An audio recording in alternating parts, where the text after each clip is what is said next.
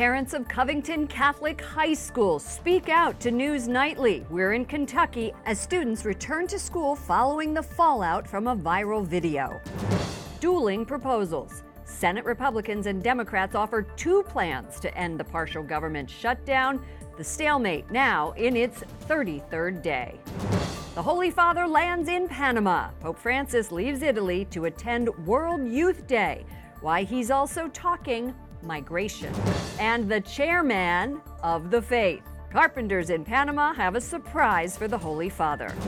On EWTN News Nightly for Wednesday, January 23rd, 2019.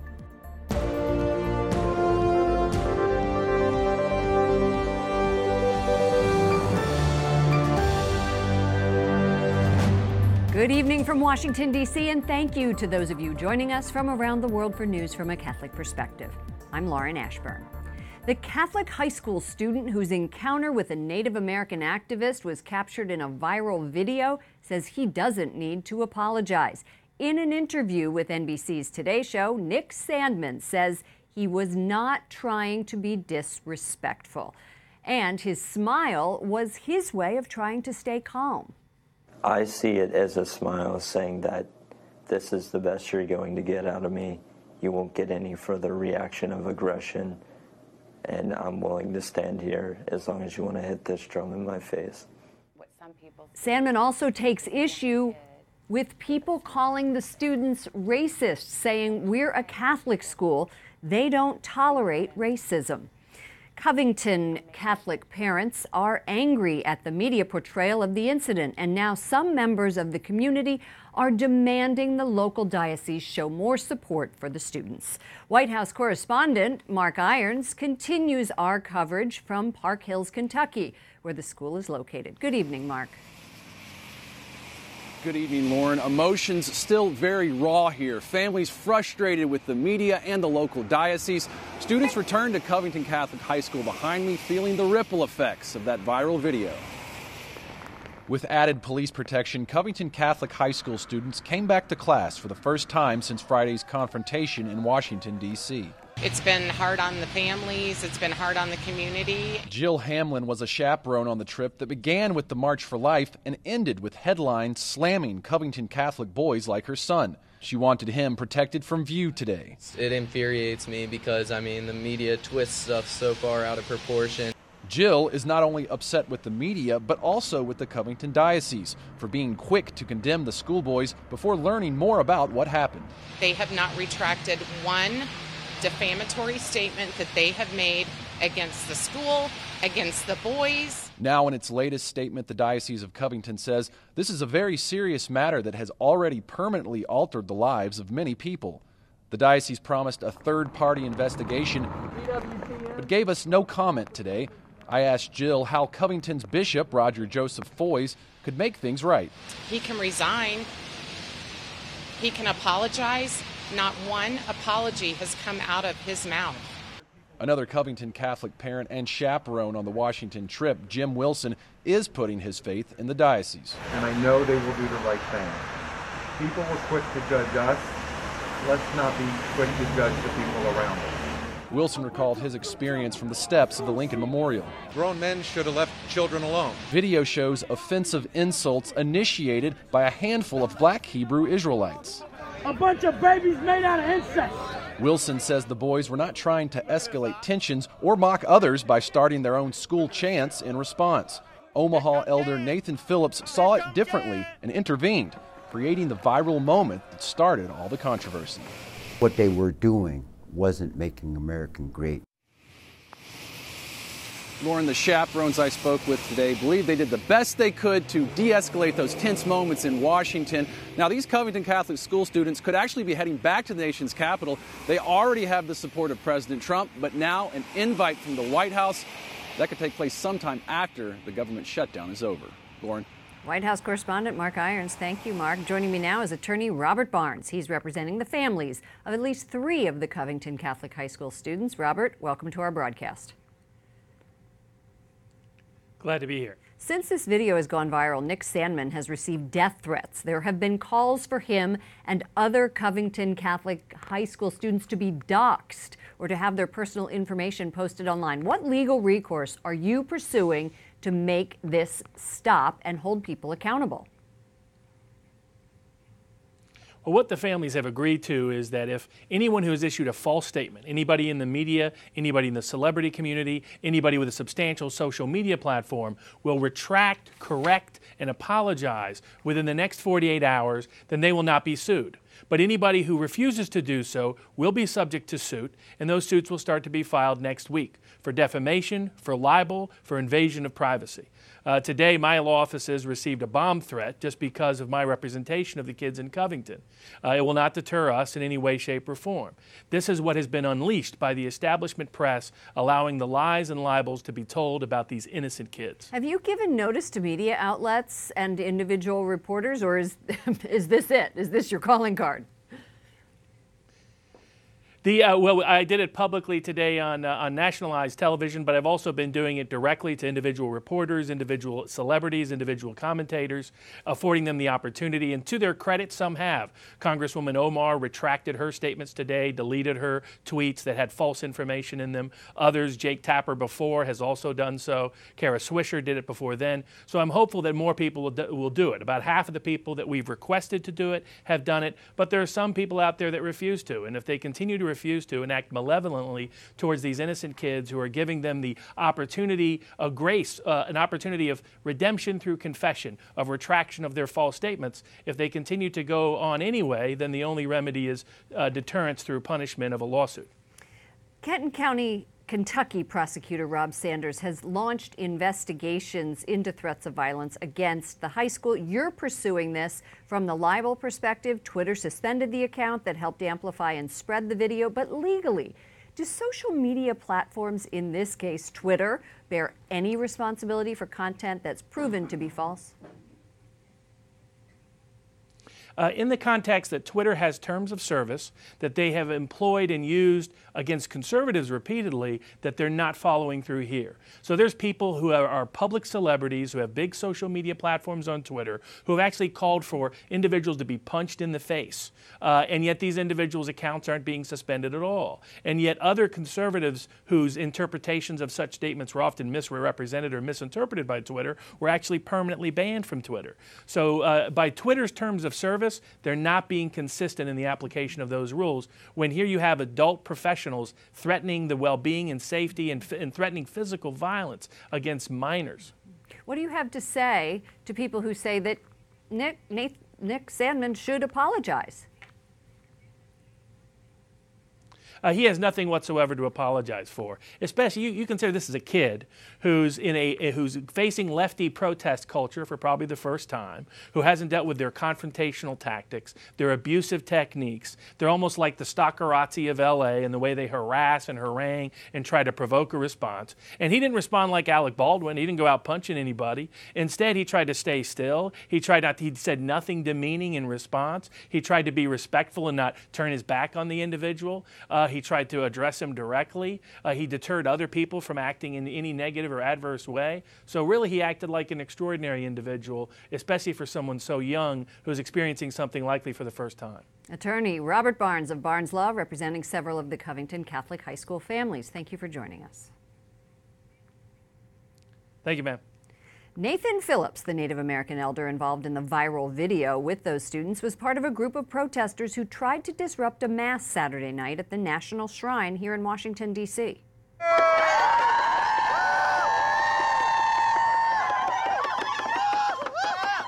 The group of about 20 demonstrators was stopped by Shrine security as it tried to enter the church during its 5:15 p.m. vigil mass. For more on this story, including the eyewitness account of a security guard at the basilica, visit our partners at CatholicNewsAgency.com. They're the ones who broke this story.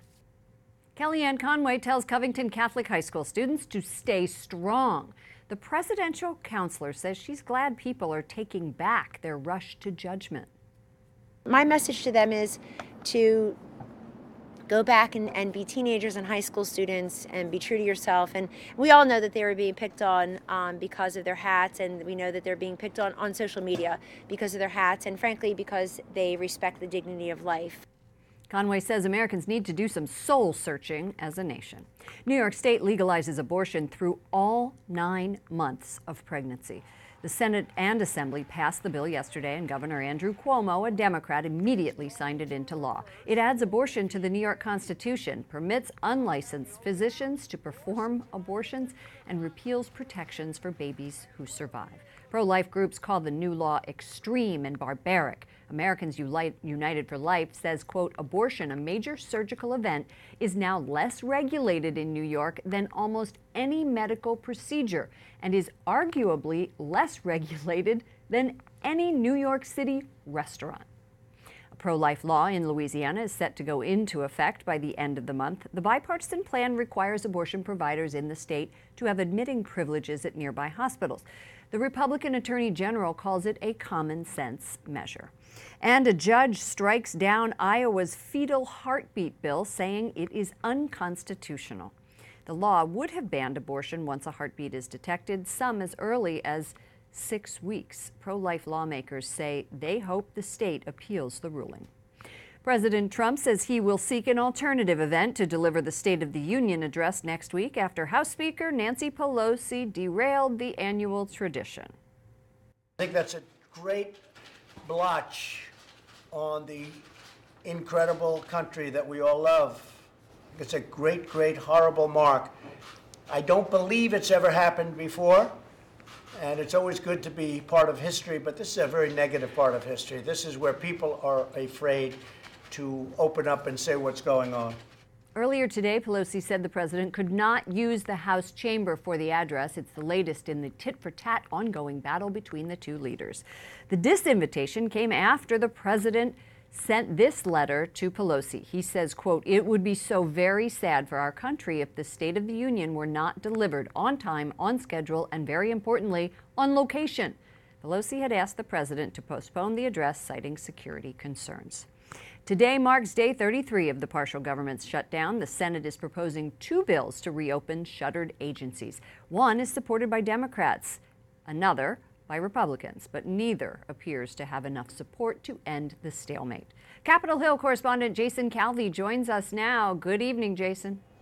Good evening, Lauren. The Republican bill would give the president $5.7 billion for a border wall, and it would protect 700,000 Dreamers.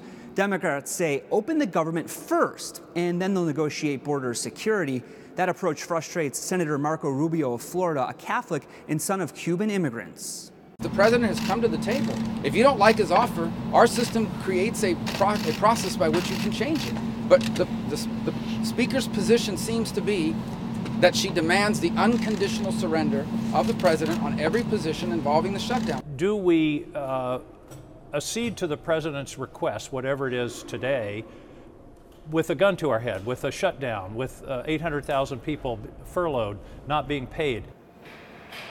Some of the 800,000 federal employees out of work gathered for a silent protest today on Capitol Hill. They want both sides to reach an agreement and end this shutdown. The bills are up for a vote tomorrow, but neither is expected to get the 60 votes to pass. House Democrats are now putting together a new bill to lure the president's support. It will likely offer billions for border security, including technology, but not a wall. Lauren? Shutdown, showdown, stalemate. The adjectives could go on and on. Capitol Hill tiptoeing around this controversy, that's for certain. Jason Calvi, thank you so much. Police in Arizona have made an arrest in the case of an incapacitated woman who last month gave birth. Officials say they detained one of the mother's primary caregivers. They found him through a DNA sample. The 29-year-old woman has been incapacitated since the age of 3. Police say her baby, a boy, is doing fine. As he heads to Panama for World Youth Day, Pope Francis says fear of migration is, quote, making us crazy. The Holy Father, who departed Rome today, made the comment to reporters. The visit is taking place as the stalemate over immigration between Congress and the White House continues. Ursula Murua is Director of Digital Strategy and Social Media for EWTN News. She joins us from Panama City. Ursula, what's on the agenda for the Pope in the next few days? Well, here people are expecting to see him tonight, maybe from the Nunciature. He's going straight there from the airport. He's not going to provide any official speech, but you know how Pope Francis is, so he can surprise us anytime. Tomorrow he will deliver his first official message to the people of Panama when he meets the local authorities. Later then he will meet the bishops of all Central America. We expect a very intense speech then. And after that he will have the big opening of the World Youth Day. That would be the first time he speaks to all this huge amount of guys, of young people coming from all over the world just to listen to his message. That will be tomorrow at afternoon. Have you spoken to pilgrims, and what are they hoping to hear from the Pope? Well, they are here eager to listen from him, something to get for their spiritual life. They are really trying to pursue here different objectives. They really want to meet other people from other countries. They are so proud to be Catholic that they want to gather and to share those experiences. So they really want Pope Francis to address their spiritual needs, especially during the big events that he will preside over here. Well, we're on the ground. You're there to cover this massive, massive event. This Pope has really been a social media Pope, and that coincides with your message here at EWTN News. So how are you handling this? How will you cover this event? Well, here we have a very interesting group of people helping us in our coverage for social media. You know, this is a meeting for young people. Young people, they are used to use Facebook, Twitter, Instagram. Social media are their natural places for them these days. So we are trying to collect, select, and verify the information that we're finding there. We are trying to collect testimonies firsthand. We are trying to look for those things that are going on and we cannot see because regular media, the big media outlets, are not covering them. So social media is basically nurturing our coverage to provide you the best content from here. So please follow us everywhere. We are there. Well, you know what, Ursula, hang on. I'm just going to take a picture of you for social media. We'll make sure we send that out of the two of us talking. Ursula Murua, Director of Digital Strategy and Social Media for EWTN News. Thank you, Lauren. Coming up, what the United States is saying about anti-government protests in Venezuela.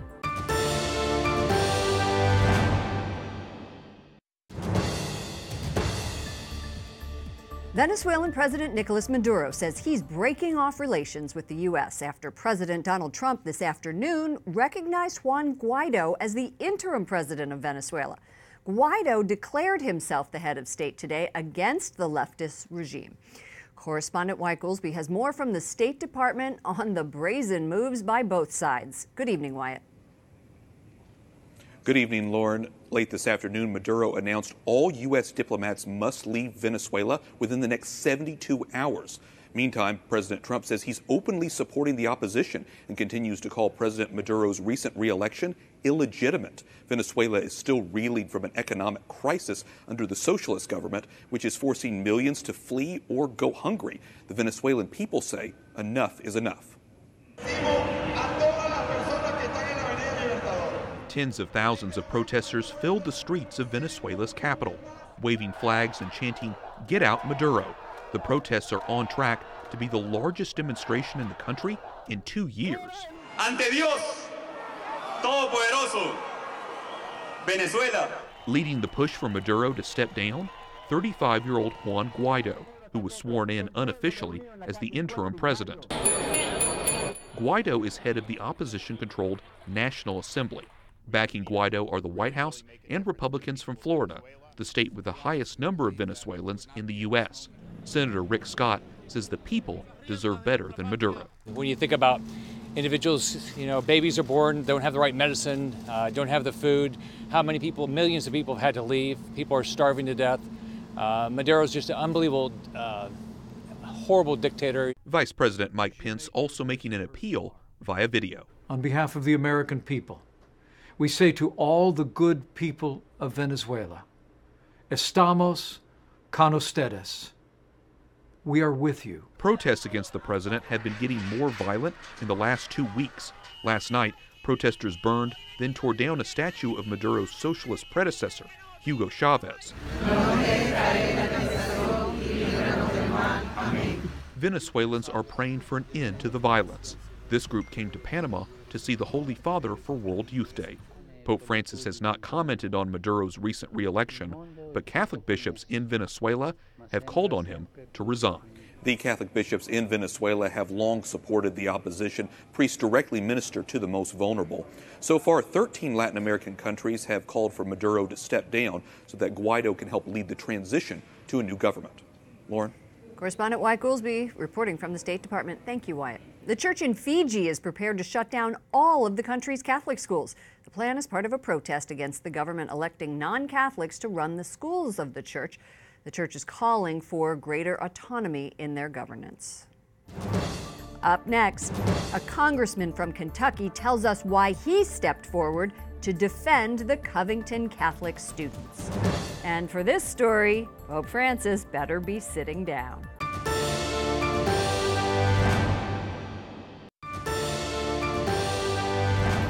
A Republican congressman steps forward to defend the students of Covington Catholic High School and expresses his concern about the chilling effect that this may have going forward. Representative Thomas Massie of Kentucky tweets, "The honorable and tolerant students of Covington Catholic School came to D.C. to advocate for the unborn and to learn about our nation's capital. What they got was a brutal lesson in the unjust court of public opinion and social media mobs." Joining me now from Capitol Hill is Republican Congressman Thomas Massie, who represents the 4th District. That includes Northern Kentucky, where the Covington Catholic High School is located. Welcome to our broadcast, Congressman.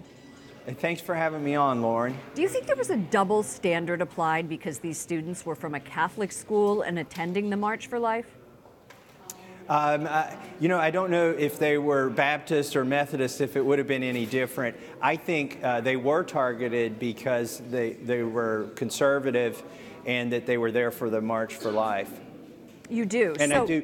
Is that what made this video go viral, in your opinion?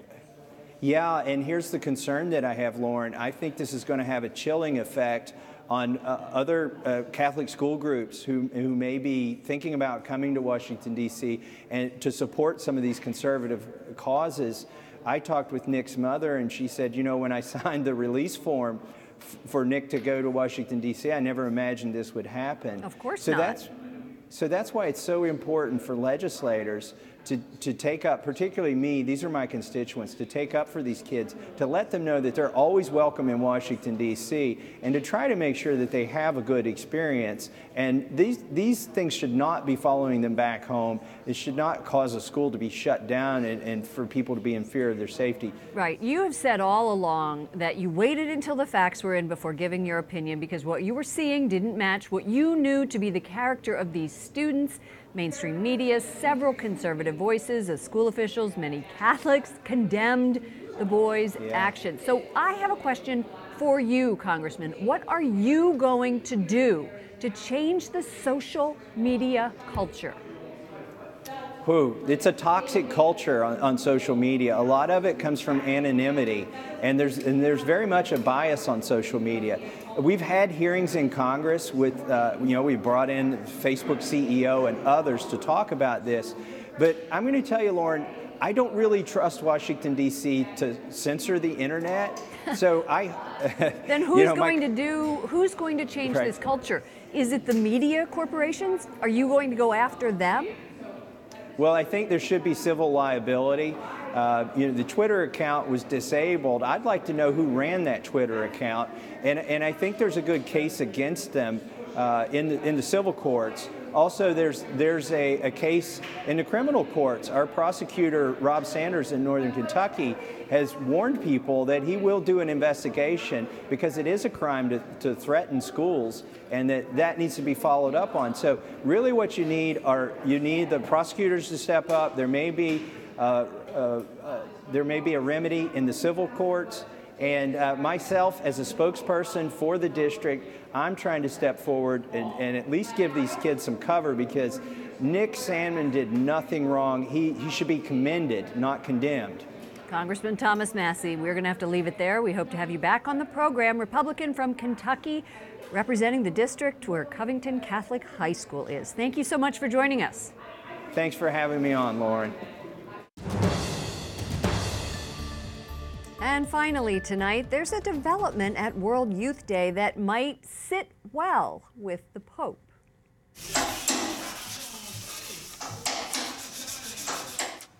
Carpenters in Panama are finishing a unique chair for the Holy Father to use.